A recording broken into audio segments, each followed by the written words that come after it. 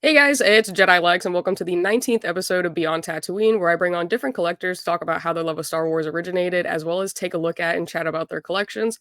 And on today's episode, I have Shy from the Sitting on the Stoop podcast. So, how are you doing today? Yo, how's it going? Thanks for having me. Oh, absolutely. I've been looking forward to this one. I love your podcast, love your channel. I love Lego collectors in general. I'm not like, I collect Lego, but I'm not super huge. So, it's cool when like creators are like super dedicated to Lego. I think Oh you yeah, guys are all like awesome. I'm So, hardcore, as you can see behind me. yeah, no, I couldn't tell. I couldn't tell. I purposely blur it out so you can't see everything, and I'll be Whoa, lost in my collection. totally. Okay, so I mean, some people may already be following you, but if anyone is not, can you tell us a little bit about your channel, what you focus on, where people can find you? Yeah, the brand would be ShyTimeIsMyTime. You can find that like literally everywhere, Insta, TikTok, I guess. That's like a, a last Yeah. priority, but it's there. But my main thing would be the YouTube channel on ShyTime is My Time. But I also have a podcast I just recently started called Sitting on a Stoop. Where I pretty much get with people within the Lego community. Right now, it's mainly like Lego content creators because a lot of them are my friends and it's easy access. But I do have an episode coming soon that's, the person's not a creator, like content creator of any sense. He owns a bricks and minifigs. So Oh, I'm getting a wow. lot of like answers and questions and hesitations, conversation from that end because they're opening up everywhere and I'm a little scared for them. But anyways, mainly I focus on Lego content.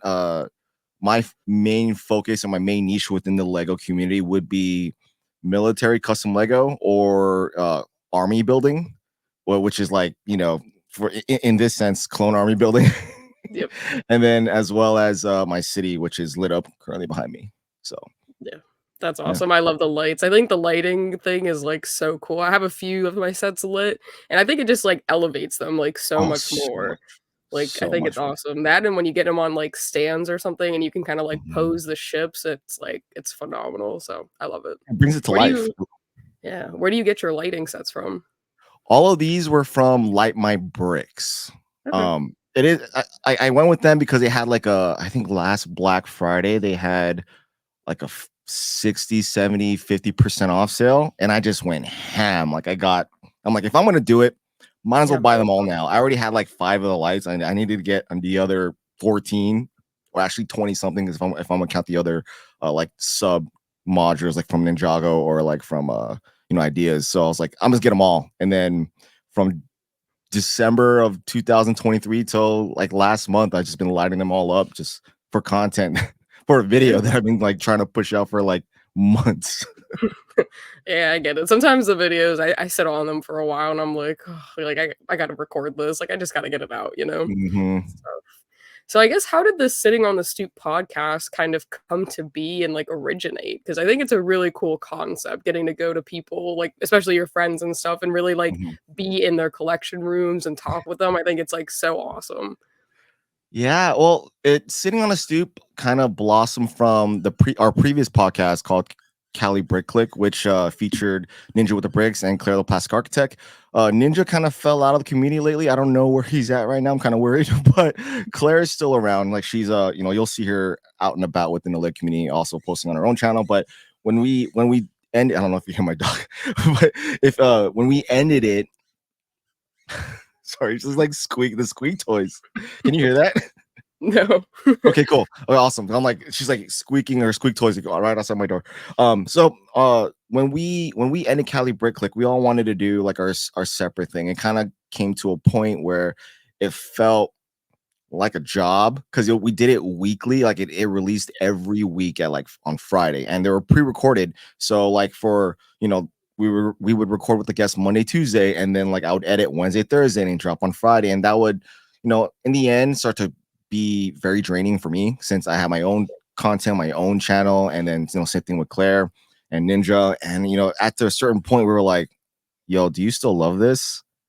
And we're like, I think it's time to drop. Like, I think it's time to, close the curtains on it. And it was climbing up. Like, it got pretty big within the leg community, and like people were looking forward to it. And when we decided to sunset it, everyone was like, "No, No.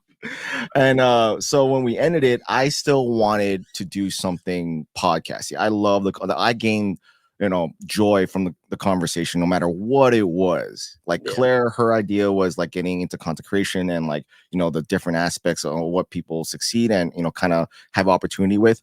Mine was just like, I just want to sit there and talk to you. So I was just like, you know what? Let me just do something that no other shows within the Lego community are doing is just well, I mean, there's maybe like one or two, but like physically have a conversation with somebody. So like I invested a lot of money in traveling equipment. And I found it to be difficult because you have to actually go to places, but at the same time, I'm not like confined to a schedule. It's more opportunistic. So like I don't have to, I told myself like I'm not gonna post every week. If I can't post every week because I have nobody, and I have nobody. So with that mindset, I would plan out guests like one guest per month episode. So that way I have time to go find somebody, talk to somebody, record somebody, and then edit it and put it out. What I found is that I actually have more than I need for a month. So,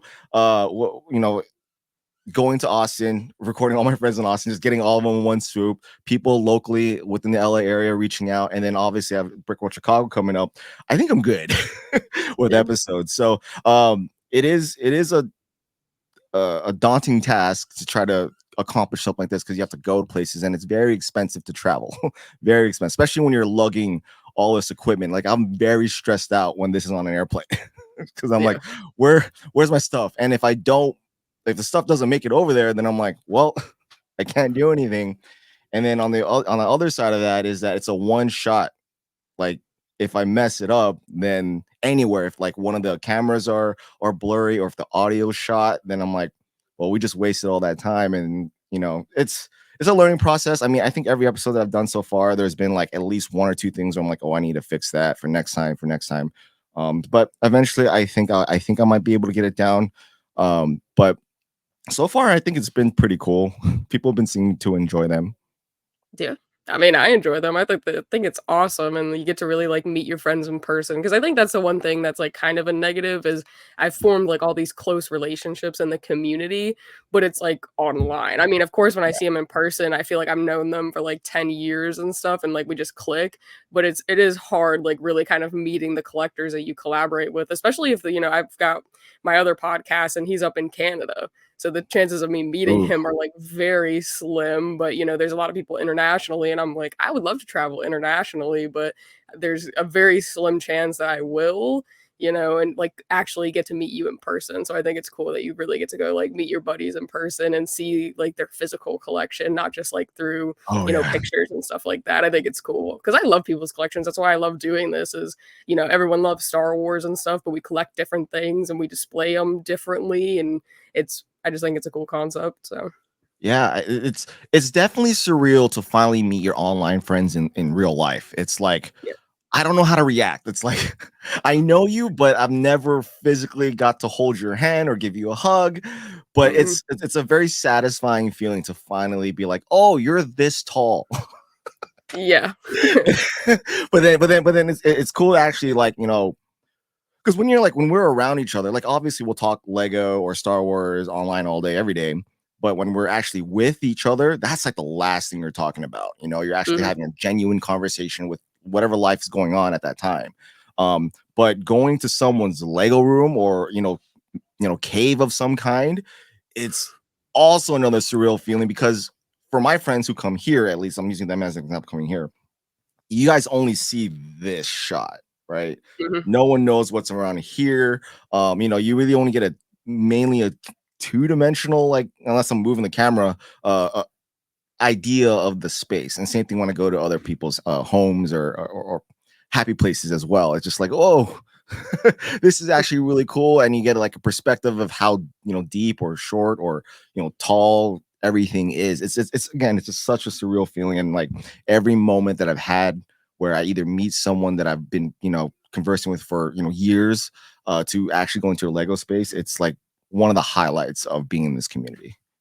Yeah, absolutely, I totally get it. So I guess how did you get into the Lego community then? Like, what how did that prosper? Because you have a lot of Lego different, collections that you have, like, how did that all start? Um, well, so I was in a dark age after like high school ish. I mean, I stopped playing with Lego like adolescence. I got into other things, but I still have my Lego collection. Like my wife now, who back then was my girlfriend before we split, uh, she's seen my whole Lego collection, and like when I got out of it, she was sad for me because like I lost it all. I lost like all my like when I went to Iraq the first time I went to Iraq in 2005, I put all my stuff in storage. So like everything from when I was a kid or born all the way up to that point in my life was all in storage. I left. This is back in 2005. There were no automatic payments. You have to like give them a check Yeah. every month. So I left my mom 12 checks. Let's just say she missed one. I lost everything from my childhood, which included my Lego. I had a lot of Star Wars action figs. I collected 40K, like Warhammer 40K. So I painted as well. All my instruments, all that's gone. Pictures, photos, all of it's gone. So I never wanted to touch Lego again. Like I was so sad about that. And I would walk by the Lego store every now and then. I would always look through that glass, but I never wanted to touch. Like I'll go in there because I know if I go in there, I'm never gonna come back out.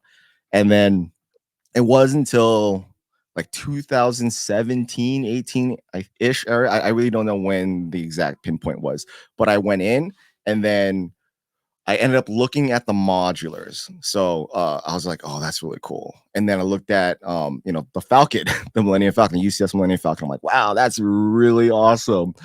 But the price point was something that I wasn't I wasn't ready for yet. So I was just like, let me get a modular. Let me get two. So I got Assembly Square and Parisian Restaurant, which are two modulars within the line. I just bought them both. Um, Telling myself, you know what? I'm gonna build my son. He's one at the time, Mhm. nowhere near capable of building anything. So I brought those home. I built both sets. I showed my wife, and she was just like, "Wow, that's really cool." And I'm like, "I think I'm hooked." So immediately after that, I like purchased every single modular building that you can get at the time, and then in the past, which then I discovered how much Lego is actually worth, and then and it was only inevitable for me to just kind of dive right through all this, and I discovered like customs, like Lego military customs. Lego is doing military, but there are other companies like Brickmania, Brick Veteran, among many that uses actual Lego bricks to make a set or a minifigure. So I got into that very heavily. And then like I started a channel. It was more like vlogging. It wasn't really like Lego centric. Mhm. Uh, and then eventually just turned into what it is today with I'm kind of everywhere. Like I collect, I make a huge city. I just kind of talk random topics, and like I make these armies, like these clone army, obviously, and then like these castle armies that I think I'm known for within the community is like my Black Falcon army. It's huge at this point. And I just create videos on that. And I was always someone who loved to make videos. Like when I was a kid, I'd use the VHF recording. It was so bad. VHS recording. It was horrible cutting editing, but that was what I had back in the day. And then when I was in the service in the Marines, I would always make these moto videos because everybody would always ask, "How was it? What'd you do?" And I don't like answering that questions at the time, so I just here's the video, go watch it. And so I love making content, so it's only natural for me to film something and present something that I love at the same time. Yeah, absolutely. I think it's easy too when you do love something and you're very passionate about it. Like it's just easy to talk about it and stuff. I mean, I think starting a channel was scary for a lot of us. I mean, I was definitely really nervous, but I think as soon as I really put my first video out, I was like, it's only going to get better. I'm only going to improve. It'll get easier. And I think it was the best decision I ever made. And I think it's really, I always try to advocate for people. They're like, oh, I don't know if I should do this. And I'm like, you won't regret it. At times it might seem a little taxing. It might seem like a second job, but if it's something that you love and you're passionate about, like it's fun. It's like a second, it's like a hobby. A way that I can kind of, without school and life and stuff, I just have Mhm. something to kind of go to that isn't so stressful and like kind of a way to just have like an outlet and talk to people that Yes. also love something I love. So I think it's really cool. Okay. Yeah, I mean, my job, my actual day job is not glamorous whatsoever. I am not saving the world. It's super boring. So, like if I were to just anybody out there who's not really like passionate about their career choice, it's like, but you got to do it. It's you have to live. But if you were to think about it in a way where I'm like, damn, I'm gonna be doing this for the rest of my life, it's kind of sad. But then if you that's why you have stuff like this that's gonna pour your passion into, whether it be a side Mhm. hustle or an actual hobby. It kind of makes doing that job way worth it because now you're actually living your life, and you know, making content is fun for me. Yeah, like you said, it could be tiring or stressful, but it's like at the end of the day, it's what I love to do. So. Yeah, no, totally same here. So Mhm. I guess, how did you get introduced to Star Wars? Like, where did your love of Star Wars and clone army building, where did that all Oh come yeah. from? Well, I was fortunate to be one of those people that's been able to see every single movie in the theaters. Obviously not the original three of the OTs like back in the day, but I was able to see the re-releases, in the late '90s. And before, like I would, I'm a single mom, like she would drop me off at school, and then she wouldn't pick me up till like 6. So I'll be like an after school program daycare, whatever it is, during elementary.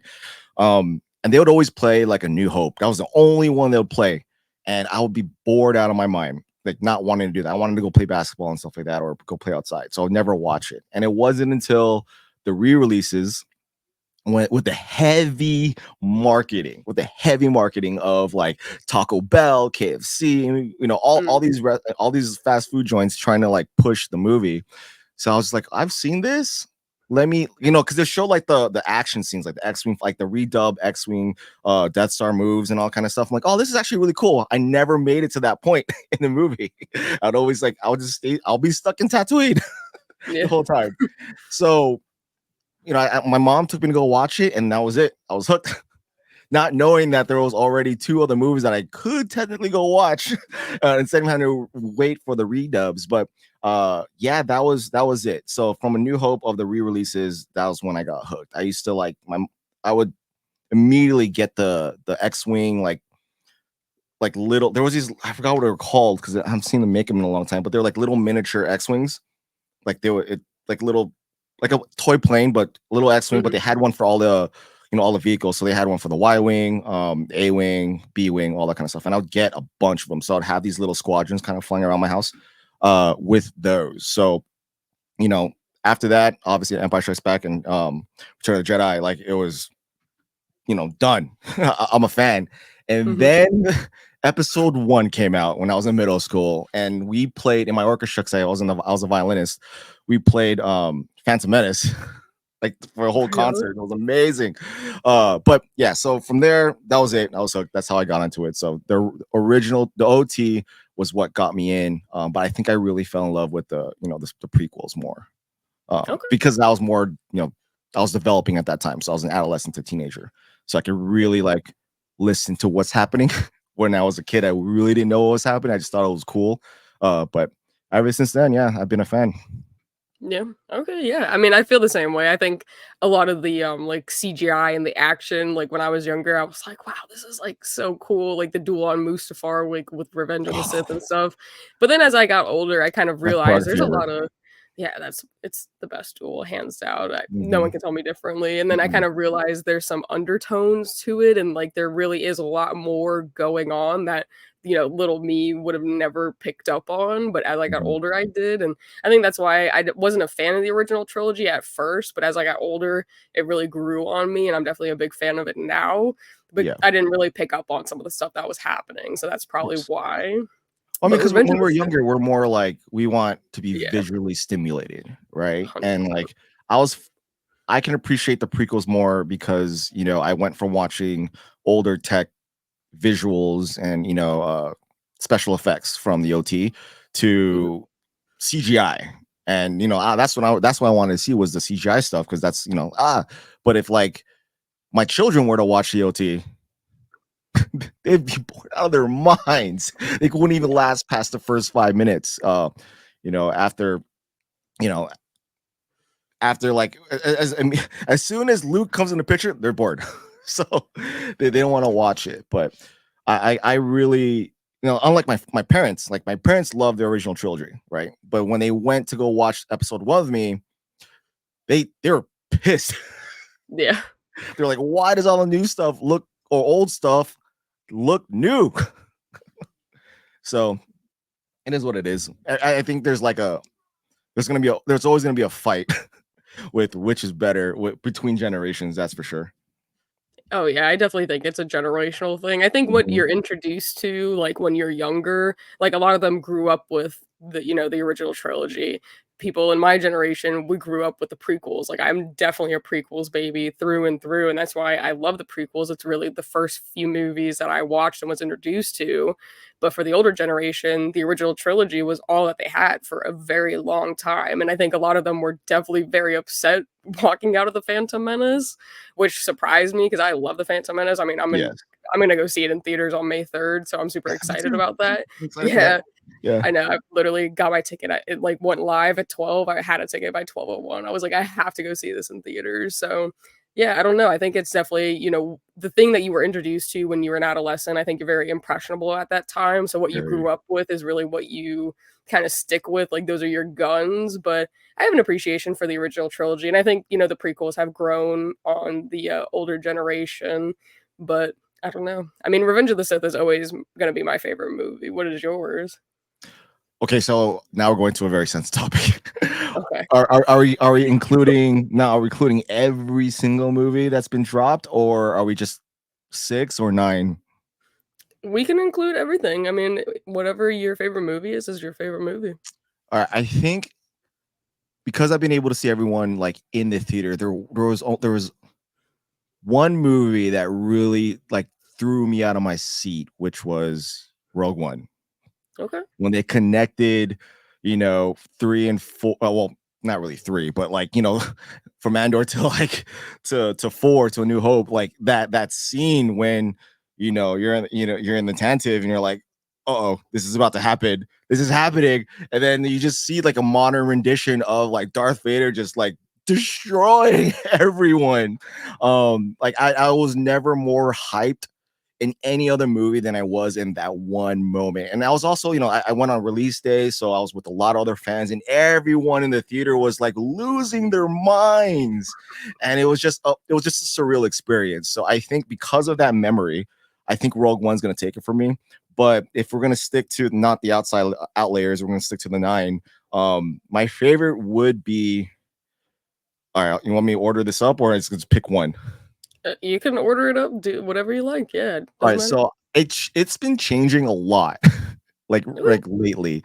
I've always thought that you know 6 would be my fave, but more recently it's been kind of shifting to 3, 1, 6, 5, 4, 2 in that order.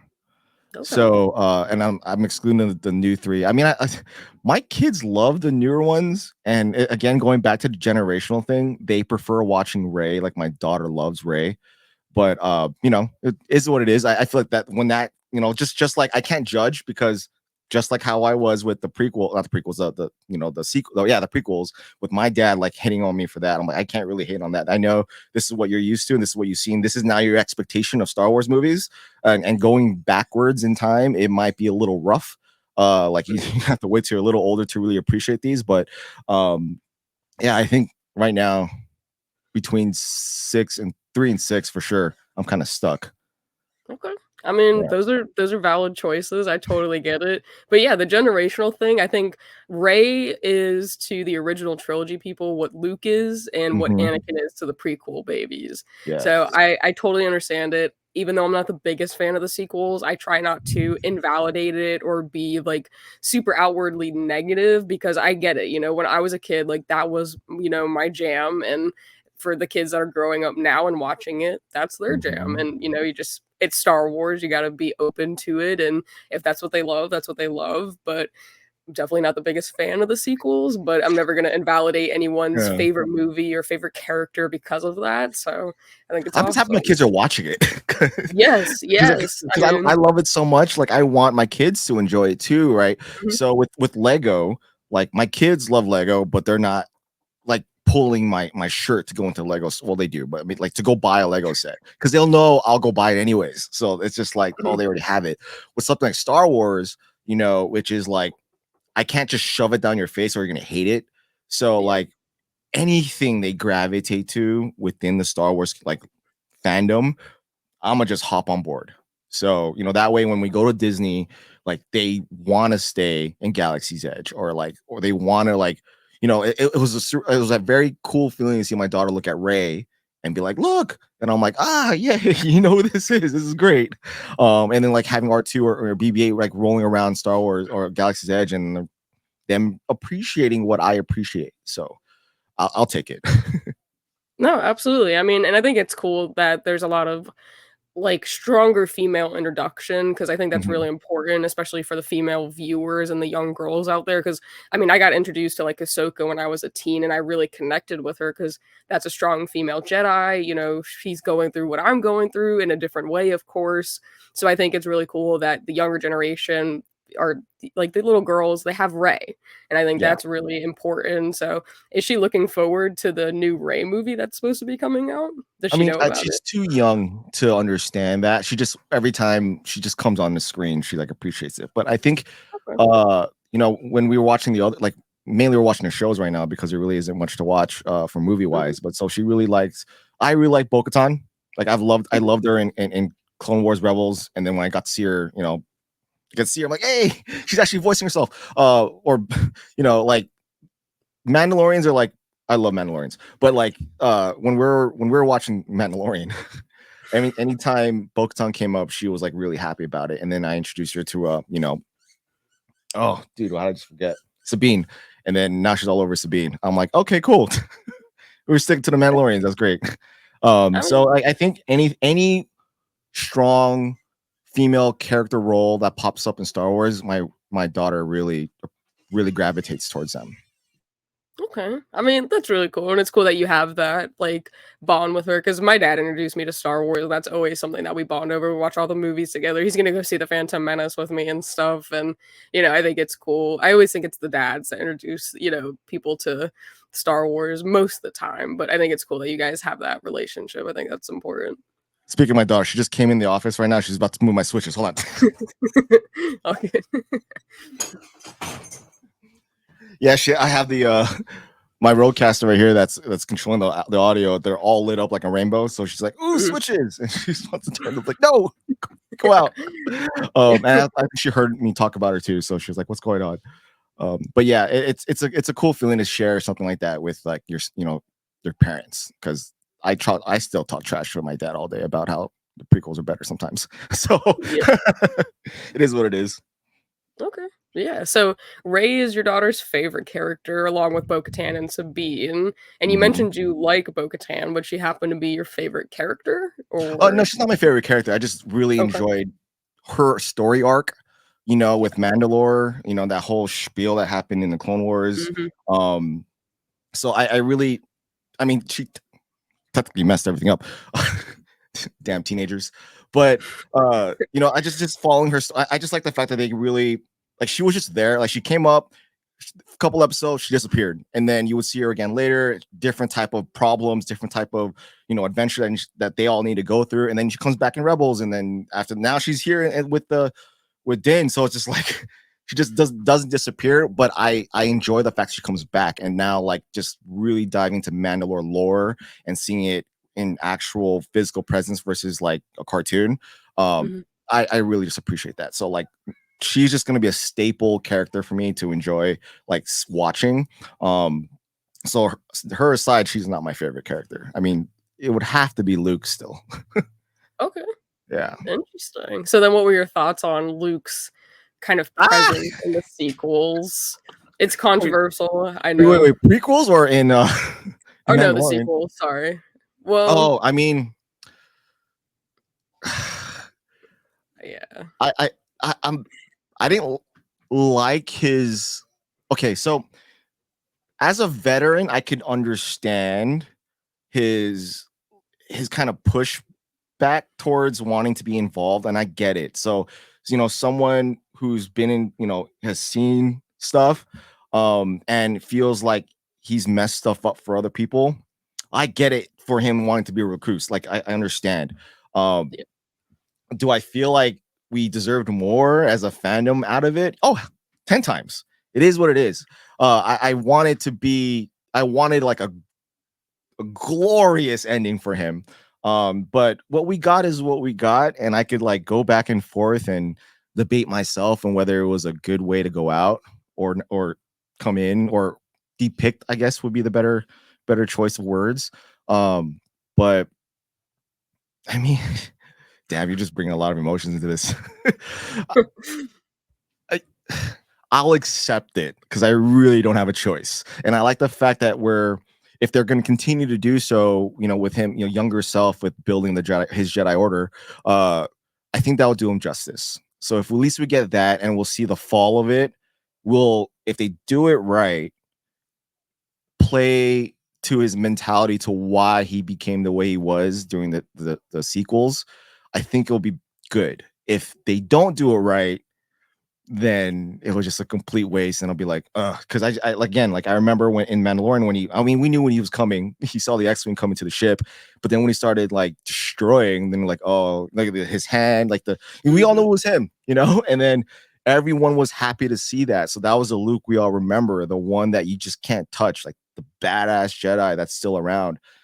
So to see him go from the height of his strength to just completely not wanting to be around anybody, like we need that. So we need that story arc. If we get that, I'll be happy.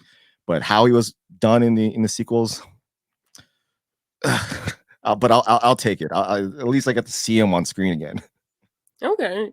Yeah, a lot of people who's like Luke is their favorite character, a lot of them were very distasteful of how he was presented in the sequels. I mean, he went from being this amazing Jedi to almost like a hermit, and people Mhm. were like, how are you gonna do my favorite character like that? So I think you had the most like positive response that I've really seen out of it. Trying to be. I was But trying to be. yeah, no, I get it, I appreciate it, but Yeah. yeah, I think it would be interesting. It seems like Filoni, especially through like Bad Batch and stuff, is really trying to kind of weave together some of the cracks of the sequels to make it a little bit more manageable. So I think if, he did it in a right way where we kind of see Luke try to rebuild the Jedi Order and whatever happens goes wrong and that leads to how he's acting in the Mhm. sequels, I think that would be better, it would make more Yeah. sense, but I don't know, I trust in Filoni, I think he's doing a great job, but I think seeing Luke at the end, the finale of season 2 was insane. I saw the X-Wing come up and I was like, "No, that can't be," and then I saw the hand and I was like, "Is this about to happen?" And it did, and it was beautiful, and then we got the sequels and I Did you was cry? like I cried. I I think I teared up, I was like, I "Oh, thought it no, was, this is like, happening." phenomenal. Yeah. No, it was emotional, I was shook, like, Mhm. I literally was, like, jolted out of my seat, and then we got season 3, which was, like, okay, Yeah. it definitely didn't top season 2 or 1, but yeah, I don't know, I mean, I think if they could kind of mend some build some bridges between, it would make the sequels a little bit more manageable for a lot of people, but Yeah. it has to be done right for it to be Exactly. So yeah. in Filoni we trust. I hope I hope it goes that way. I know that with any new thing that comes out, there's always so much criticism.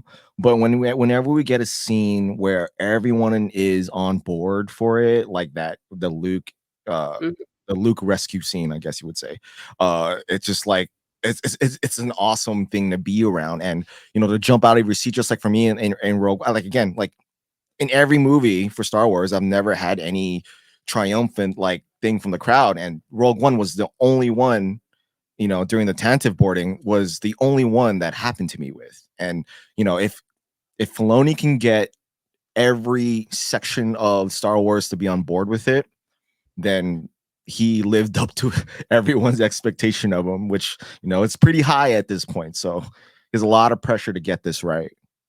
yeah, no, But 100%. I mean, I totally trust in Filoni. I've loved everything that he's really touched. To me, he's like a young Lucas, but I don't know. I think he can do it, but he needs to have the support to do it. But I think if mhm. he really is given like full reign, it could, potentially be really good. So I I don't mean, he's know. played with trauma a lot, with the Yeah. clones, right? Mhm. During the Clone Wars, you'll get the perspective of the clones themselves and what they have to go through.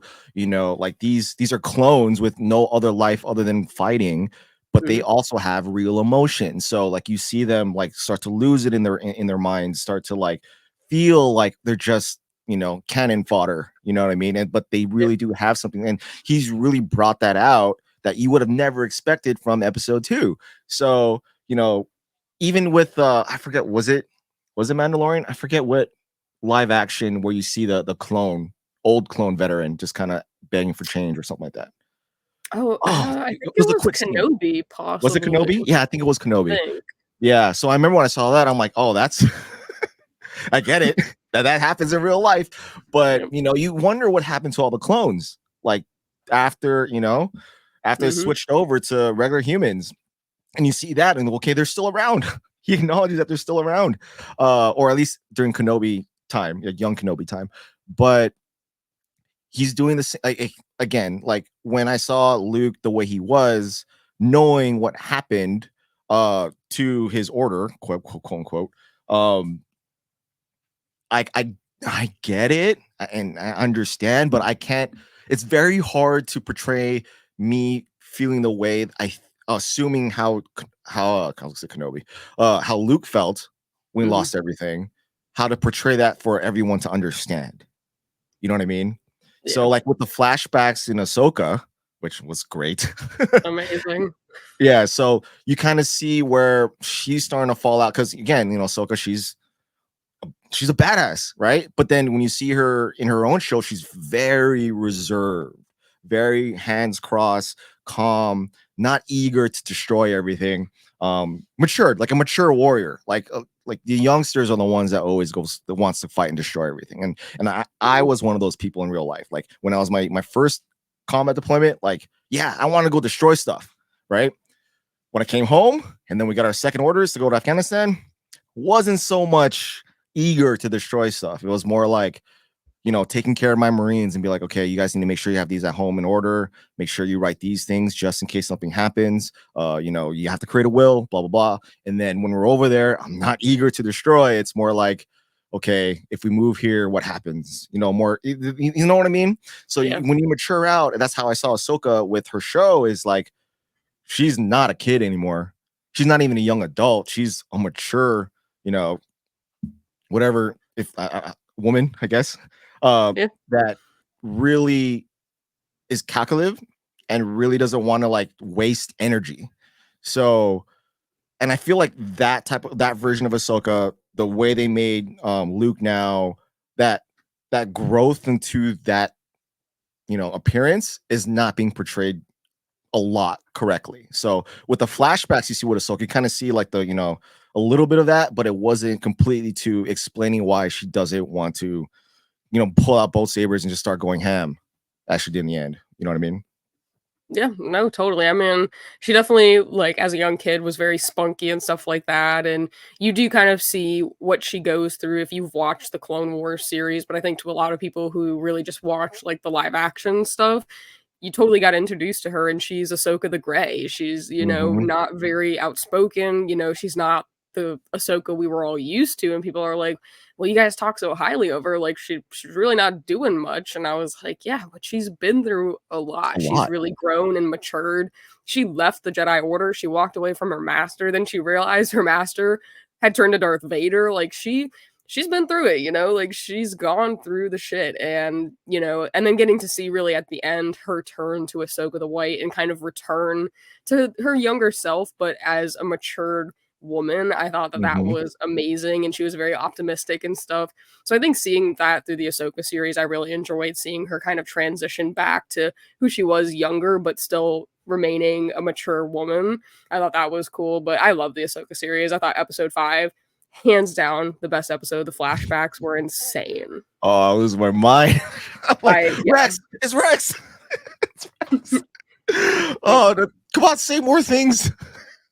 Yeah, I mean, at least we got him in live action. I Yeah, think it that's would've been true. cool to have more of him because I love Rex, like, he's Mm-hmm. probably one of my favorite clones, but getting to see him live action, I thought was amazing. I wish there was more of him, but I get the purpose of what the flashbacks were for, and it wasn't to show off Rex, but, you know, I No, but wish we but got but more. there she was, you get she's starting to realize that the clones they're human. They're Mhm. clones, but they're human. And Yeah. you see her like because like Luke's like, let's go. And then she just charges off, he just charges off. And then Luke's like Ahsoka's looking at the wounded, like the decisions that she made caused the deaths of a lot of her clones. Yeah. And that feeling of leadership and responsibility is a very heavy one that, you know, that's very hard to convey, like in any medium. So Yeah. like, you know, I think they touched on it very well. I hope they expand on that, especially when it comes to getting to linking where we're at right now to these sequels, because I think that's a very important story arc that needs to be discussed. So he's touching on it. So let's just hope that they continue to do so, with whatever they end up doing within the next upcoming stuff. But Yeah. we'll see. Yeah, I totally get it. I mean, I'm definitely very excited. I know they announced season 2 of Ahsoka, so I'm hoping, future projects that we are getting are gonna continue to kind of build that bridge in a positive way. So I Mhm. guess we'll leave it at that and just hope for the best, you know? Yeah, no, come on. Let's do it. I Yeah, want more Thrawn and and zombie stormtroopers. Let's do it. yeah. I mean, that was crazy. I really enjoyed that arc. I mean, I thought Thrawn's, like, actual appearance was a little off. I mean, I love Lars. I loved him in the animated series, but I Mhm. don't know. Something about it was, like, a Was it the little off. gut? Was it the gut you wanted to be more buffed out? It I mean, he just was so chiseled in, like, the animated series, like, even his face, like, he just had so much Mm. definition, and the color, I think, too, was, like, It not wa the it wasn't the yeah, bluish teal like it's supposed to yeah, be. Yeah. yeah, I yeah. could see that. I mean, again, like, I appreciate the attempt. What do you Yes. like, I try to justify visuals in my head all the time, as you can see with Luke, but I'm like, "Look, Thrawn hasn't been doing squat." Yeah, He's just he's sitting been in his sitting there. he's just sitting there waiting for something to happen. So, you know, he kind of he hasn't been going to the gym a lot, you know. So he hasn't really been doing anything. So then he just got older, and that's what happened. Yeah, Because I mean, we I gotta get it. remember Thrawn when we loved Thrawn, he was in his prime, you Mhm. know. So well, it is what it is. Yeah, I, yeah. I don't like this. I feel like I'm sounding like one of those Star Wars fans that just accepts it because this is what we're I mean, given, and I don't yeah, criticize it, which I do. I criticize it a lot, but it's just like, well, can't do anything about it now. This is what we have to go with. Just hope they continue to improve on what we're seeing, which happens in Star Wars. So we never know when they bring back Thrawn if they might chisel him up again, or I don't know how they put his cheeks even more like protruding outwards or something, or thin him out. But I Thrawn's dope. His stormtroopers on Ahsoka were sick. I yeah, can't wait to see that in Lego. So I can build a massive army of them. Hopefully, yeah. it doesn't hurt my wallet so much. Do you think they are gonna do, like, kinda give us night troopers and, like, a Captain Enoch in Lego form? I can't confirm. Okay. I know of. I can't Oh, confirm it. okay, So that's okay, so I think in the fall or early spring next year, we might see something with the Captain okay. Enoch for sure, and maybe two of the Night Troopers. But I haven't seen anything. I just know a leaker that knows of it, so I'm like, okay, so is this actually happening? It's like, and I'm like, all right, Take it we'll with a see. grain of salt. I'll take it for a grain Yeah. of salt. Yeah, but I think we will. I think Lego would be missing a huge opportunity if they don't touch on that. And if you're gonna bring back Thrawn, especially from the Ahsoka series, there's no way you can't put you know, the zombie versions of the Death Troopers, or like the yeah, that's what they are, right? And then the Night Troopers themselves. I mean, especially if you're gonna put a Night Sister in there, like you need Yeah. those troopers. I hope they do like a battle pack so you can mix and match the torsos and the legs, so that way the Mhm. ribbon that's wrapped around them is not all, you know, exactly the same to each other. But I don't know how they would do a Captain Enoch helmet. They would have to create a whole new mold for that. But Yeah. I and mean, it would be cool, though. Who yeah. knows? I mean, so I guess speaking of Lego and Star Wars, what are your thoughts on the May 1st sets that are gonna be dropping? I think they drop on Wednesday, and this will go live on Thursday. So, I mean, Ooh. beforehand, So what what are your did I get? thoughts? So what did I Yeah. get? Oh, my thoughts. Well, what do you plan on picking up? What are your thoughts? I mean So I've never really purchased like a smaller UCS sets. I have the bigger ones, right? I have the mhm, AT-AT, I have the Falcon, um, and I had this destroyer and oh dude, the Venator. So I have all, I don't know why I forgot the Venator, but I have the other two still in their box. I haven't opened the giant cursor or the smaller cursor with the stripe. There's still, I have nowhere to put it. It just sits in its Yeah. box. The AT-AT, it's really, it's flat and then goes against the wall pretty easily. And the Falcon, which I showed you, like it's just up here somewhere. And I've never really been interested in like the smaller UCS sets. And when I saw the Interceptor, I'm like, yes, I want that. So for sure, the TIE Interceptor for sure. I'm gonna definitely pick up that. So just by picking up that, I already have two orders, like two wanted lists on my Lego shop at home, like ordering. So the first one I just got to click on the TIE Interceptor, and that'll give me all the promos. And then with the Battle Droid GWP, and then the second order, I'm gonna put all the other stuff that I want. I don't think I'm gonna get much from this wave. I don't think I'm Brickheads for sure. But I think I'm gonna really capitalize on like the double, times 5 GW VIP points for some of the other sets. Because again, like I like to, I'm clone army building, and I think I need another Coruscant Guard gunship. So I might pick up another one of those at times 5 VIP. I can't go wrong with that. And then I'll have 2 of the GWP setups, like with the the battle droids, and then whatever else comes along with it. And I think that'll be it. But for the most part, I think out of the line, definitely a TIE Interceptor, the Brickheads, because I think Queen Amidala and Jar Jar are amazing. So I'm excited for those. And then I'm trying to like go down the list of everything else. I'm not trying to collect the little figures that they come with. So it's not a reason for me to pick up any of Commander Cody for sure. The Brickhead for sure. I'm gonna get him. So those are pretty much it. What about you? What'd you I was buy? thinking, well, at the time, I think I am going to get the pod racing diorama. I really want the Brickheads. I'm a huge Brickheads fan. I love the Brickheads. I've got like a lot of custom ones, so I think it'll be cool to kind of compare what Lego's created to what I've like purchased from other like creators that have made them. Because I have a Commander Cody, and I think I have a Jar Jar. So I think it'll be cool to kind of compare them and see like, oh, like how did Lego live up to, mocks that were made? So I think I want to get the Brickheads, the pack, and the Commander Cody, but I don't know because that does not add up to the 160 for the GWP of the battle pack. So get a battle pack. Get another battle pack. You could always use more clones. Yeah, so I think I might have to get like a little battle pack or something, but I don't know. Yeah, I need to figure it out because I what is want that? that. How much total is that? What'd you say you're getting? You're getting the 60 plus 20, so you're at 80. Yeah, you're so far off. Well, I think I did the math yesterday. I think I'm at like 140-ish, so I'm still like $20 What was the third off. one again? I forgot. What was the third set? Well, there's a Commander Cody, the pod race pod racing, and then the yeah, you're almost. Yeah, just get a battle pack.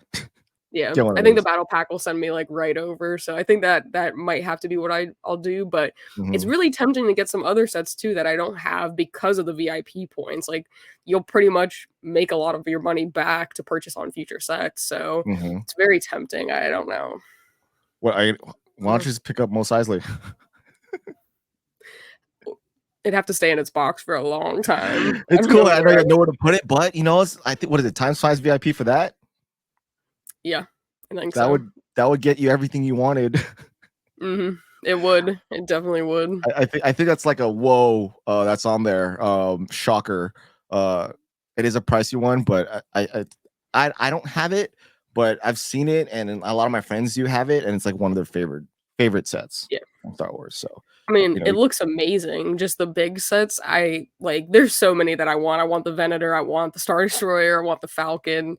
I don't know where I would put them. I mean, eventually I want to get like a coffee table and like put one of the sets in there and do that. But like right now, I'd like it would have to sit in its box. And then even then finding a place for that humongous box. It's gonna be tough. The UCS boxes are the only boxes I keep. I toss everything out. But the Falcon, after the Falcon was one of those where I'm like, I'm just gonna buy it and figure out where I put it later. And it was like that for a while. Like it was just sitting on our dining room table, and my wife was pissed. She's like, "We need to use this table. You need to put this somewhere else." So then I bought like a stand and I put it upright. But even having the way it is, it's so fragile. It's cool to look at, but it's also still taking up pretty a huge part of my collection space. So I have no idea where to put the Star Destroyer or the Venator at all. The two cursors, like I've nowhere in this office to put that. But that's like a buy now, figure it out later type of deal, which is a bad mentality to have. But at least I know I have it and I want it. I want to build it. I'm thinking about putting them in my actual work office. Um, so I think I might do the Venator for sure because it's colorful, even though I like the destroyers, like the back half of it, like the butt, Mhm. like the thrusters part is really sick. Um, Yeah. but it again, it takes up a huge part of my desk space. So we'll see. I don't Yeah. know. Hopefully you get what you wanted. I kind of do want the Omnibus like set now with Grogu. Yeah. Because locally in my in Bricks and Minifigs Pasadena, um, he's gonna be there. Oh, So I'm really? like, oh, I want. Can you sign it? But I won't be in town. I'll be in Vegas. So I guess I'm not gonna get that. But I kind of do want that set too because of the whole storyline of Jar Jar and Mhm. now his redemption. On that Grogu scene. So I'm not one to collect all the Jedi's, but I think I want that minifigure, and I could use more clones anyway. So it is what Yeah, it is. might as I'll well. take it. Maybe that'll be the one I pick up, Mhm. just throw that one in there and call it a day. Yeah, again, there's the three figs that are winner. Oh, I guess if you count Grogu too, I mean, four figs that are winners. So you can't really go wrong with that set. You just have Yeah. a light pole. You have to figure out what to do with, but it's fine. Yeah, it's extra fine, it's fine. extra pieces are extra pieces. Yeah, you know? But you did send me some pictures of your collection. Did you Ah, wanna take a look at yeah, those, sure. walk me through it? Let's do it. Ah, so Start off with a banger. this is a I'm very like token, like I appreciate tokens and things from friends and family, and this is my Lego community collection right here. So if we were to ever meet in real life, I'm gonna ask you to sign a brick. So Okay. just FYI, that's gonna happen. I don't care if you're mad or pissed. I'm like, no, just before you leave, you need to sign this. But the signatures on the left, right there, are a few. As you can see, there's some in the front and middle that I have to kind of figure out how to put in there. But those are all signatures from all the content creators that I've met and or people who have an impact in the leg community that I've come in contact with. So there are a lot of notable names that you might be able to recognize just right there alone. And then above that, you have token tiles that have been given throughout the years, along with like mock trophies that people have to give out, like at conventions, like personal mock trophies that people give you. And then the top bricks that are on top of everything, on top of those tiles, along with the brick badge on the right, are all the events and bricks that I've gotten in, within my lifetime as a Lego fan, I guess, going to conventions and all that kind of stuff. And then to the right, you have all the sig figs people have given or traded me for. So there's some notable ones in there if you could recognize them. Yeah, so I just like cherishing those things more than if I were to grab anything in my collection. If a fire were to pop out, I'd probably grab these because I can't Okay. replace these. Nope, definitely can't. I Yeah. think it's cool, though. I think that's the one thing that is, like, different than, like, a typical comic convention is when you go to, like, a Lego convention, you can actually buy those and, Oh like, it yeah, signifies and then you can stack them and stuff. Because I went to my first Lego convention, I think I remember like a that. couple months ago, and I Yeah, got my first one and I was so excited and I was like, "This cool. is only the beginning, like, I'm gonna have so many now," Yes. and I thought that was, like, super cool because when you go to conventions, you can get, like, pins and stuff, but I feel like having an actual Lego brick is, like, Hmm. so symbolic of a Lego convention, so I was like, Yes. "Wow, this is I can't wait to get more, like, I have to go," you Mhm. know? Yeah, So, no, I think it's a badge of honor and it's cool to stack. It's hard to wear, but it's yes. like the one on the right that's standing on its own from that yellow brick all the way up to the top of my Mhm. brick. That's what I wear on my neck. So on the back, it's like duct taped or painter taped. So that way, when it'll crack when I give hugs and stuff like that. So it just snaps right back together. But these right here again, tokens. It's like the best part. I'm here. The reason why I'm here is because of the community. Like this is a very positive atmosphere to be in. The leg community is very welcoming and warm. So what better way to have something to kind of remind me of that? And all of this is exactly that. Yeah, 100%. I totally get it. I think that's a cool way to kind of, you know, memorialize and have, like, keepsakes from people that you've met, because I've met a few people, but, and they've given me some of their custom things, but it's not like a unified, like, "Hey, Mhm. like, this is everybody I've met, through doing this," so I think it's a great idea, and if I do meet you in person, I would be absolutely honored to sign a brick for you, so, well, Sweet. maybe we'll, try to go to one of the conventions out there. Is That would there be any fun. convention you're trying to go to? I don't even know, Like the A-full ones, the A-full ones. So like the ones that are centered for the adults, which is only like I 10. I don't know. I mean, I really went to the first one. It was, like, the first one that was in, like, Orlando, which was, like, close to me, and What I was was it like again? Was it Brick Convention? Was it yeah, it was, Brick like, Brick Universe? Convention, Okay. I think. So that was really, like, I was like, "That's the first convention that I've seen that's, like, Lego that's around here, at Mhm. least in the past, like, 2 years," and now I've gone and I'm, like, locked in. So, like, if I Oh, have to okay. travel to go to one, I'm going Awesome. to, because it was like, just seeing some of the mocks and the things that people build, I was blown away. I mean, this one guy, I think AC Pin, he had, like, a Yeah. whole Geonosis setup. Like, Oh, he yeah. had, like, all the huge battles, and I was like, "This is amazing." AC's a pretty big builder, but Yeah. I like how they dedicated the whole thing to him. And they, Brick Convention does that with, with brick artists. Mhm. But if you go to a full event, so there's a few close to you would be Brick Fair, Virginia. Um, Okay. each one of these companies, like Brick Fair, Brick World, like they have like expos and they have the a full version. The expos is something like what you just went to, where it's just like you're looking at things and kind of leave. The ones that are kind of centered for the A-fulls. Oh, you also have Atlanta BrickCon close to you too. So it is quite a ways to get to those two conventions, but at least it's a lot closer than me flying from LA. So Yeah. uh they're really, there's a lot of events, and you don't really want to just go for the public days. You kind of want to hang out, like get to Mhm. know people, all the creators, all the builders and stuff like that, and really just to like immerse yourself in the ambiance. So like they each one has like their version of the A-full version. So Brick Fair Virginia would be the one for Brick Fair, and then Brick World Chicago, which is everyone's feeling like the Super Bowl of all conventions at this point. That's like, if you thought that was amazing that you went to, it's complete complete overload when you look at all the builds, all the all the people that are around, all the fellow creators all around, all the shows, everything that you want immerse yourself within a Lego YouTube or social media, it's there. So that and Lego is a big giant part of that, with all the mocks that you'll see. So Mhm. um so think of Brick Convention times 100 Okay. with builds. Oh. So That would be I think my mind would be blown, because it was already yeah. blown by, like, I kind of figured that was, like, a smaller convention, because there wasn't, Well, like, too ACP is much. They had good. I His mean, yeah, stuff is great. Yeah. it was good, but there was, like, I mean, there was a handful of artists, there was definitely a lot of kids running around, like, it was very kid focused, there was, like, Mhm. building pits and stuff, and I was Yeah. like, "Okay, yeah, I'm not gonna go sit in a building pit with No. these toddlers," but, it was No, don't cool to, do like, that. see. Yeah, no, I was like, "I'm just gonna mind my own business," but, yeah, Yeah. I walked around and it was cool. I didn't really recognize anybody, but it was fine, but, yeah, I definitely wanna go to, like, a bigger I keep Mhm. seeing the Virginia one, and that seems, like, huge, where a lot of creators at Virginia's least go huge. to that one, so Yeah. maybe I'll do that, or, like, Georgia, and we'll see. I definitely Yeah, wanna spread those my 2 are wings. definitely, you'll definitely see me at Chicago, so if you ever go there, Okay. you'll see me there for sure. I wanna make at least Atlanta BrickCon or Virginia Brick Fair Virginia next year. So if you go next year, then I might run into you there. I don't have a brick waiting for you.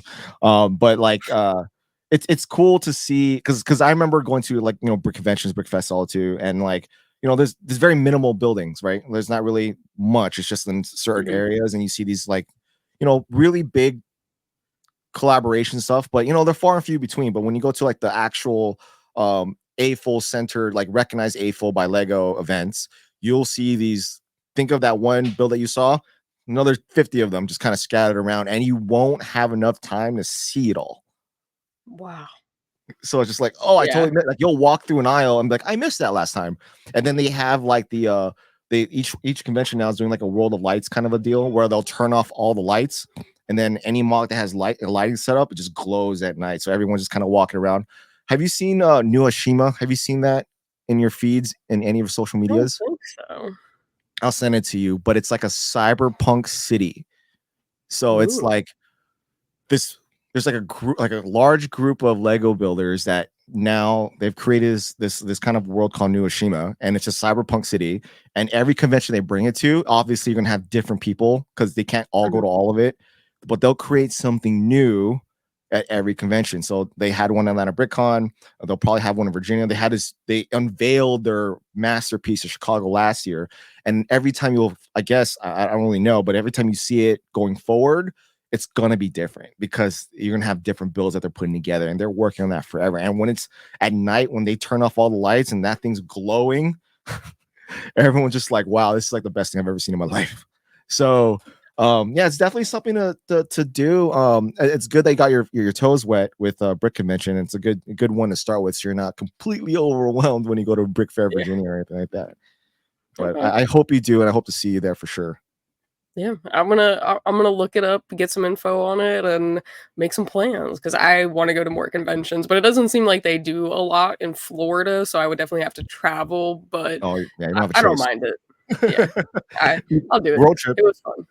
Yeah. I have a If good you ever time. find yourself like California lost Mhm, R2 A4 version. We still have the Brick Fest and Brick conventions coming around, but they're more expos and kid centric. My kids love going to them. But mhm, the AFOs don't really linger as much. They'll go and then they'll leave. They're not hanging out. So we have what's called Bricks LA, RIP, that disappeared. There was Bricks by the Bay by San Francisco, RIP, that disappeared. And all we have left on the West Coast now is uh Salt Lake City in Utah. They have Brick Slopes, and then Brick Can in Canada, but we also have Bricks Cascade in Portland. mhm. And I guess BrickCon in Seattle, but that's more of an expo. But aside from that, there really isn't much aside from Virginia, Brick Fair Virginia, Atlanta BrickCon, and Brick World Chicago. So those are like your A full recognized events by Lego that Lego supports, and it's mainly it's not just the convention that you just saw. It's like the private days before their game shows, hanging out. It's cool because you get to see everybody and you get to talk and Mhm. hang out and build and do other crap. So those are the events that really make it like, well, this community is awesome. And Okay. everyone's welcoming. No one's like, get away from me. Yeah, No I one's mean, like, that's the thing that I love too, is that I've, like, never had a bad interaction with anybody, and it would be really cool to, like, meet a lot of these people in person, especially the Lego creators. I feel like that's the perfect place to just, like, meet everybody at once because it seems like everyone just goes to the 3 that you just mentioned, but mhm. I think I'm That's gonna how have I to got make these a signatures right here. yeah, gonna have to make some moves and get out there because I Yeah, wanna do it. go to more, so Do it. we'll see. And then, Oh, speaking of clone army building. yeah, I know mine's not as massive as you can find in other places in the YouTube space or Instagram or TikTok space, but this is mine. So on the left, I call it a Mew version of a which is like a Marine Expeditionary unit where, like in real life, they'll take like different units or different portions of every unit and make it one unit to travel around the world. I kind of did the same concept with the clones. Like, you have 332nds, 212s, Mhm, 501st obviously in there, and then the guard. But I'm one in like the Lego community that really like makes fun of every army builder out there that doesn't do certain aspects that would make an army, like put a leader in the front. I yep, know Star Wars kind of messed that up. Like if you were to look at the OTs where you have like a formation of troops and there's like no one in front leading it, that's not how it works in real life. But they did it in episode 2 when you see the clones marching. There's someone in the front walking up, and they kind of built somewhat of a military structure back then. So I like in my clone armies like to do something where this is kind of a more realistic feel. So if you look at these formations, they're not the square that you're used to seeing. They're in like platoon formations. So uh, there's always someone, a lieutenant or an officer in the front of every formation. And obviously you have the Jedi's like in the very center. And okay. then the right, that's like custom military Lego. So Yeah. I mean, those are really dope too. I like a lot of the custom stuff, like, that uses official Lego bricks, like, mhm, they always fascinate me, like, I feel like those sets are, like, amazing, like, they I are. don't know why Lego doesn't just do that, but I'm glad that someone else kind of fills that void and that need, so, Yeah. support other creators. You don't know why Lego doesn't do military? Why? Oh, I thought you did. Oh, no, um, I don't. so I mean, to be fair, they're not the US, so they don't have the same type of I don't want to say respect, but like the military isn't a big thing for them, and they went Mhm. through 2 world wars on their home turf. So their founder doesn't want children to play war, even though they have admitted that children, at least boys in the study, like to play war. They like to play soldier. That happens, like cops and robbers. They need conflict, but they don't want to like touch something that's so realistic that it can be a problem. Like a lot of people like to use the example, like would they want to, like when they try to shove it in my face, like would you want a minifigure set of Marines walking down the alley getting shot down by the Mujahideen? I'm like, I kind of do, but I get it. I understand the politics behind that. Like, would you want a Ukrainian Russian set? So a lot of people don't want to touch that. So the whole politics side of it is it's very touchy, and they don't want to be involved. Me personally, I'm more an advocate of they could do custom military, but they don't have to fight. They don't have to be real countries. You could do Mhm. like, you know, humans versus aliens if we get invaded and see what happens, using somewhat militarist type stuff. Because though they did do a set 2 years ago, it was a Technic set called the Bell Osprey. Are you familiar with that? I'm not. I was fortunate you can't see it, but it's up there. But it was a Technic set that was actually it's of a marine vehicle, which I don't have a picture of before, but it's like the twin rotors on top. Have you Okay. seen one of Oh, those? yes, the They kind of Osprey. showed them a little bit in like Transformers. Mhm. But they made that an actual vehicle, the V-22 Osprey, call it the V-22 Osprey. It wasn't like some offshoot replica of making it look like that. And they turned it into a rescue vehicle. And they actually got it licensed by Bell Boeing, or Bell. That's who actually creates it. So there's a lot of controversy with that. With, okay, now you're supporting the U.S. industrial military complex. So there was pushback on that.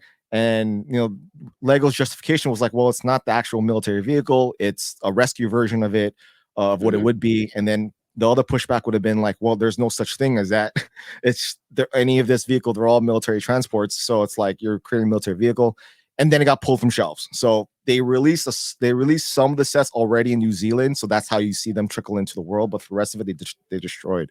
So I was fortunate enough to get one of those, and I cherish it. But they don't, or they want to remove themselves far away from the military side, which I've been trying to pull, because as you can see in my hat, there's a huge community of people out here, at least in the United States, and I know around the world, that would, we get the reasoning why, but there's just something about looking at 4 F-18s in front of me, these things I would communicate with, like, overseas, and watch dance up in the sky, like, there's an innocence of like, it kind of brings it back down. Like when we all join the military, there's a sense of, I guess you would say, like, I'm in, I'm not penetrable. I'm invincible, right? I can do whatever I want. And I'm not gonna get hurt. And then reality Mhm. kicks in, and then you're like, oh crap, this is real. So you kind of lose that innocence before you join the military. And then when you see something like this, a Lego brick, right? That's anyone that's coming to my office, veterans, bikers, whatever. They could be the hardest dudes, but when they see this, they're kids again. And that's what it is. Like, I look at this, I'm a kid again. It kind of brings back the innocence of prior joining the military, because it gives me nostalgia. It puts in a very innocent perspective where I'm not like, you know, drowning in my own thoughts that I feel like I've, failed in life and stuff like that. So the veteran community really gravitates to Lego, and we get a lot of therapeutic value out of it. And we have discretionary income that we could like just throw over here. And Lego doesn't really cater to that side at all. Like, there's not really any outreaches towards any veterans. They don't make sets that look like veterans would want, or be around. So it's kind of I've been kind of pushing it out there since the beginning of my channel, and we'll see where that goes, because they've touched it a bunch of times with like Indiana Jones and stuff like that. But Mhm. they've really no huge investment into it. So that's what that is. Yeah, I mean, I totally get it. I mean, I could see both sides. I can see you don't want, a lot of kids play with Legos, so you don't really want them introduced to that stuff. But on the other hand, Lego is not just for kids, it's for everybody. You have 18 plus sets, you've got all kinds of different age groups building Legos and from different walks of life and stuff. And I think Lego is very therapeutic, and I think it's Very. great for veterans. I mean, even me, I've got a lot of anxiety, so building Legos really helps. So I can only Mhm. imagine what it does for PTSD and like veterans. So I Yeah. totally understand that as well, and, I'm sure veterans don't wanna be building, like, little kid sets and stuff like that, so, I don't know, I can see both sides, but I feel like there has to be a happy medium, Yeah. where you can kind of cater to the veterans without it being too much for young kids. I don't Yeah. know. So like 2 weekends ago, I went to a Brickmania event. Mhm, If you're not familiar with Brickmania, they're like a third-party Lego company. They're pretty big. And in San Diego, they have a giant ship, a USS Macon Island. So I was at an event and I ran into a couple people. And in those events, I run into like hardcore people, like F-35 pilots and stuff like that. Um, and I'm looking at these youngsters, like these young 25, 26-year-old pilots that are flying these multi-million dollar machines who are at for Marines to be a fighter pilot like that, they have to be like the top of the pedestal. Like they're super smart. They came out of Annapolis, like the Marine Navy version of West Point, and they could run marathons forever. They're hella strong. So I'm mhm, looking at these like hardcore people, and then they look at like the F-35 version of what they're doing in Lego, and you can't come to realize that like if you look at a jet like this or the F-18, how many of these engineers, these scientists that have been putting stuff like this in real life, pilots, actually played with Lego? And it would be a lot of them because a lot of the pilots were like, yeah, I used to build jets on my own when I was a little kid, or engineers. Like I'd meet a lot of these people who are that are behind Boeing, you know, Bell, all these manufacturers for these vehicles, and a lot of them they use Lego, to as STEM, right? yeah, To get to where they're at today. So it would be nice to get at least some acknowledgement of, the engineering feat of these vehicles. And I think that's what Lego wanted to do. They really wanted to push the engineering aspect of the V-22 Osprey because the twin propellers that go up and down. That's actually really cool. And the Lego set mhm, actually does that. It spins and on battery, and then it could actually go down just like a real life and spin as it's going forward, and the ramp goes up and down. So it's a really cool set. really But does. it is what it is. I'll just keep rambling on and on. Yeah, about that. I mean, I totally get it, I see where you're coming from, I They make think that Star they're Wars. awesome. Yeah. I mean, I was gonna say you've got literally a Coruscant guard ship in the back right there, but I digress, I guess, but Yeah, my okay. bad. I went into No, a no, rant. no I'm sorry. no worries. And then I think this is what's on your Yeah, right here, well, my right there, left. yeah, okay. Yeah. So this is my shelving unit as of yesterday. So it changes quite frequently, but this is currently where it's at. You obviously see the middle part right there with the giant big fig of the knight. That's like my Mhm, community little shelf where I put all the things that I've made for the community, or sorry, not made, but like been given by the community. And then all around you'll see Funkos on top, the custom military Legos scattered all over. Yeah, I do 40K. I don't paint anymore, but I'll collect the Joy Toy figs. That mhm, fulfills that need to spend thousands of dollars on something new. And then there's the clones right there towards the bottom, so you'll see all that. okay. Yeah, you've got quite an assortment going on there, but it's awesome. I love it. It's a lot. And my city, which is behind me Yeah. on the right. So pre-lit and then lit. I mean, it's so cool. So are they, like, different shelves? Yeah, so it's a table that I chopped off into 3 sections, so it's not against the wall. Well, it is against the wall, but it's not attached to the wall. It's attached to the bottom base. Okay. So it's like different sizes. So it's like 2.5 feet it's like almost 3 feet in the bottom, 2.5 feet, and then 2.5 feet on top. But they're like kind of staggered. You can't really tell the depth on it because it's the way the angle is. But yeah, it's a custom built shelf that I made that I figured a city would look cool on there. So I just put on there. Yeah. I mean, that looks awesome. I love seeing cities built and then, like, lit up. I think they're Mhm. awesome. I love the modular buildings, but Do you have they don't have any? any Star Wars ones. You, No. you can make one into a Star Wars one. I've seen people do that. I might just have to. Maybe, like, make a course on or something. We'll Yeah, see. there you go. We'll see. We'll see. And then the Falcon, as you mentioned. That's right So, there. I'm like, I have to show this. A yeah, lot of I my mean Star Wars builds are like broken down. So like I'll build a Star Wars set, and usually this is my kids take it, they play with it, and then it's gone. So it just ends up in our piece collection. So I don't really have, aside from the UCS sets, any long lasting Star Wars sets that I keep built, except for the clone stuff. But all of them get destroyed. So I figured I might as well show this off. yeah, I mean, it's a beautiful piece. I would love to add it one day, but we'll see, we'll see, we'll see. And then I think this is your infamous. Yeah, Black Falcon Army. Yeah. Yeah. So this is my notoriety for a little bit. I haven't really touched it much, but right now the army's double this size. This is about Really? 1,100. I have over 2,000 right now. So I like to build. This is a more economical version of collecting a clone army, right? Because the clones you have to Mhm. get those battle packs and spend $25 to $30 for like four. Yeah. Versus I can buy these on Lego Bricks and Pieces, which is like the online pick a build. Okay. And like one minifigure will cost me like $4 to arm it all up. So I'm not just buying the fig, it's like the armor, the Mhm. weapon, any accessory I want to put on them. Now they kind of realize what people have been doing and they kind of up the prices on these Falcons. But this alone, just with the facade castle in the back, is just over 10K worth of spending over a couple years. So you kind of see how that can, if this was clones, it would have been like 4 times as much. Yeah. But for this amount. And then so I like to build castle army. So I have this, I'm an army like this. I'm building up a skeleton army to rival this because I need an enemy so I can create this huge battle. So right now I'm Mhm. at 1,000 skeletons. I have a Lionheart army. I even have 50 stormtrooper mechs. If I find a reason to double up on something, I'm going to. So Yeah. yeah, like I think they just look cool just having more than one just standing there. And Mhm. obviously I went overboard with this, but I love it. It looks cool. I mean, I think it looks awesome, and then you got this other angle. So, do you bring it to conventions and stuff to kinda, like. Yeah, so this one was at Brick World Chicago last year. So if you were there, you would have been able to see in real life. So I don't know if I'll bring this again to a convention only because I'm bringing stuff for sitting on a stoop. I can only bring so many things on a plane. So Yeah. I had the figs shoved into like a carry-on. Because I'm like, I'm not letting go of these. I could whatever I put in the suitcases that are being checked in. If I lose that, that's fine. But I'm holding on to this with your life. So the figs came with me on the plane, and then everything else, like the facades and the bases, they were all in a suitcase that got checked in. So that's with that stress plus loading all the equipment that I'm rolling around with, it's gonna be too much. So Yeah. unless I'm driving to a convention, you won't really see this out and about as much Okay. anymore.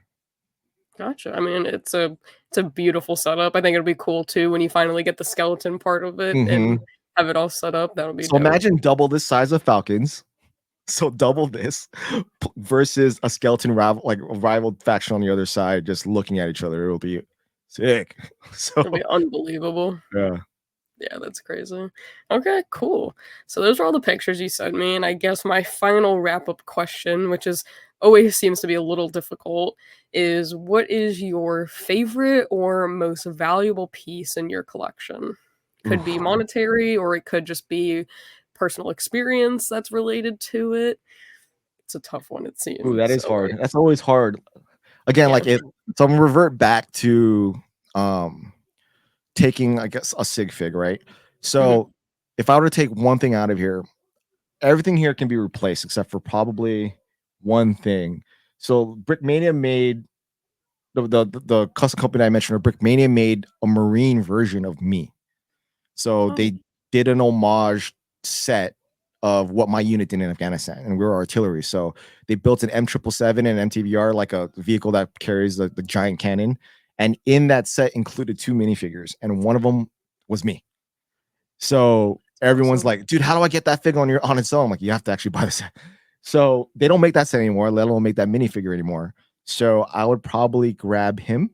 Because that set, as much as I never really promoted the idea of what that when I saw it when they sent me that photo, I lost my shit because like you really just merge two areas of my life into like one thing, like the veteran side of it and then the Lego side of it, and Mhm. and I'm not trying to be up on myself, but you've immortalized an experience of my life that will never leave my mind Yeah. into this form. So they named the cannon Nacho, which was my battery's moniker name.